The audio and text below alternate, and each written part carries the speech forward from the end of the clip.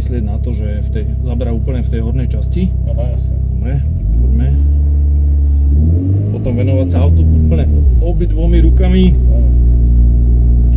Tá ideálna poloha, ktorá tam je samozrejme... Kde ideme teraz, tady? Áno. Tuto do tej ľavej časti. Rovno, či? Zatiaľ rovno. Budeme dávať akurát pozor, aby sme nesundali niekoho, kto prichádza sprava, tam je čisto, takže môžeme ísť. Takže my už ideme normálne tu na okruh? Áno, môžeme ísť. Môžeme? A ideme čo najrýchlejšie do tejto pravej časti. Skontrolujeme si ten zadok.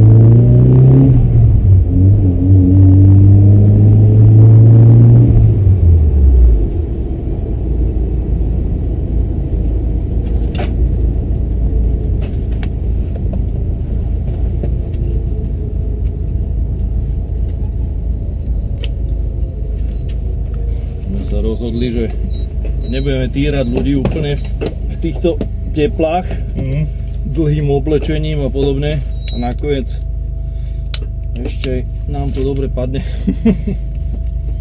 Dávate kombinézy aj? No, jasne. Ale v týchto teplách to je normálne. A nedá sa jazdiť ešte aj s klímou, lebo to nie je jazdenie. To áno, to je pravda.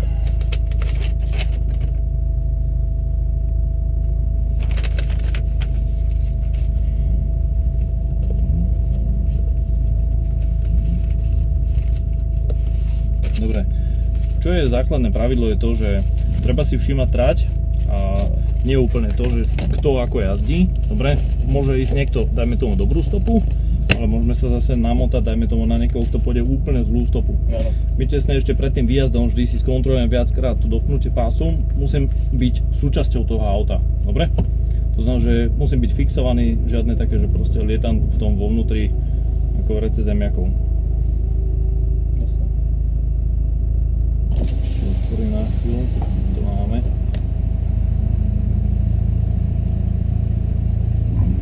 Palce potom zafixovať vlastne v tej polohe, tuto chytiť si ten volant pevne. Nikde na trati nebudem potrebovať prerúčkovávať takzvané, to znamená, že netreba vôbec opustiť na ten okamih, kedy preraďujeme. Myslieť na tú štvorku akurát, dobre, a poprosím trošku citu, ale ona pekne vlastne nie tak rýchlo, jasné, normálne iba naznačiť jej, podržať tak na dve doby trošku. Nie, vôbec, iba ju normálne, tak ako je spojka, tak normálne nastaviť ju, že idem ťa zaradiť a ona pekne tam sama sadne.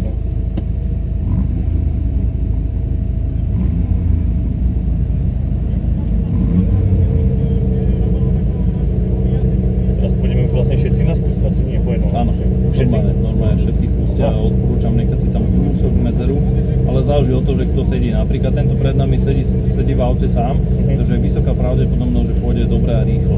Tam tesne pred ním je zase ten s tou Audinou, vzadu má nejaké, čo to je, nejaká opierka hlavy a tak ďalej, to znamená, že ten asi išiel trošku okolo, tak sa zastavil, treba si dávať na to pozor. Každý, kto ide a pozná. Ako čo konkrétne? No tak, že havaria alebo tak, alebo ja neviem, či puchnem alebo tak. Nepuchneme. Treba dávať pozor a treba si všímať situáciu okolo seba. Dobre, zozadu kto letí. Áno. Čo je jednoznačné pravidlo na okruhu je to, že byť takzvané predvídateľný. Dobre, to znamená, že žiadne prudké trhnutia autom alebo niečo podobné. To sa nevypláca. Dobre? Je tam čo týka toho, je tam spoluúčastí 500 €, ale spomaliť trošku.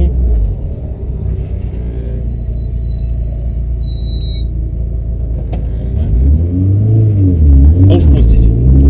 Dobre, obidve ruky na volant. Trošku nižšie, tie palce posadiť tak. Neprekračovať túto čiaru bielu, dobre. Držíme sa na ľavej strane, tak ako aj všetci ostatní. Za 50-kou, asi tých 30 metrov budeme sa točiť dovnútra na tú pravú stranu a už môžeme začať pridávať. Dobre, tento horizont zobrať stredom, úplne presne stredom, nastaviť si, kľudne štvorka a podržať rovno, tam, na tú ľavú stranu, bez brzdy a ideme plynulo dovnútra. Na pravú stranu ťahať a už sa vypúšťame na ľavú. No treba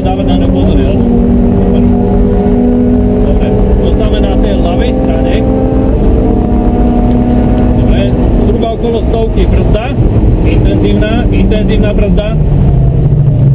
Dobre, a ideme dovnútra. Teraz nastáva presne to, čo... Dobre, tento ide dobre, tento ide veľmi pekne. Tak ako máme ísť a znova necháme sa vynášať na tú ľavú stranu. Kľudne môžeme pridať, nie je problém. Dobre, tu by sme mali chytiť tento druhý apex teraz tu. A znova plynulo ideme na pravú stranu. Znova veľmi pekná stopa toho pred nami. A necháme sa vynášať doľava, viac doľava, na túto stranu. Brzda, dobre, a teraz ideme dovnútra. Teraz začíname. A teraz tam, kde on stratí, tak teraz sa mu priblížime. Bolo to cítiť úplne bez výkonu, bez všetkého. A sme ho dotiahli na tých pár metrov asi od... Fakt, to bolo za pár sekúnd do 10 metrov. To znamená, že v tých technických pasážach je zisk. Toto je najostrejšia ľavotočivá, pekne nám ukazuje. Apex je viac na tú a už môžeme ísť. A už pridávame plný chodom. Začíname z pravej strany, úplne z pravej strany, tesne pred bielou, ideme dovnútra do zakruty. Môžeme ísť doľava. Tá celá rýchlosť je v spoznaní tráte.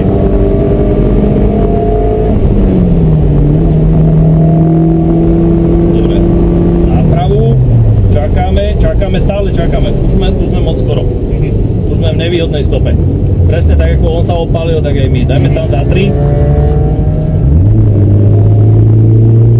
Tam najviac ľudí sa tu pomýli, že chce veľmi rýchlo ísť dovnútra, lebo sa mu prenáša celú technickú pasáž. Ja tu mám prejazdovú rýchlosť okolo 180 km za hodinu, teraz tu máme 120. Na 60 km za hodinu rozdiel.